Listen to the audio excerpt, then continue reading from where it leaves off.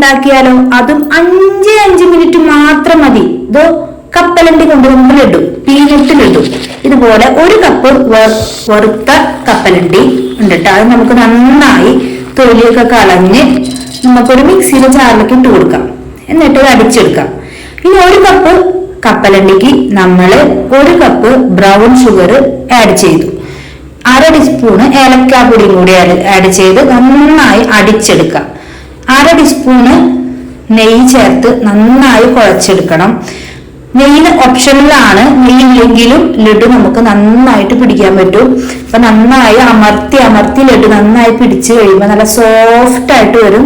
അപ്പൊ നിങ്ങൾ എല്ലാവരും 5 മിനിറ്റേ ഉള്ളൂ, 5 മിനിറ്റ് കൊണ്ട് അടിപൊളി ഹെൽത്തി ലഡു ആണ്. കുട്ടികളൊക്കെ സ്കൂളൊക്കെ വിട്ട് വരുമ്പോ അവർക്ക് കഴിക്കാൻ പറ്റിയ സ്നാക്സ് ആണ്. വിശപ്പും മാറും, നല്ല ഹെൽത്തിയും കൂടിയാണ്.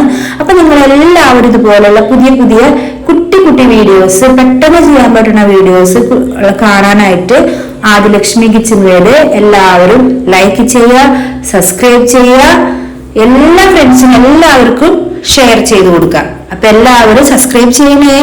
അപ്പൊ ഇനിയും പുതിയ വീഡിയോസായി വരാട്ടോ. Bye bye friends.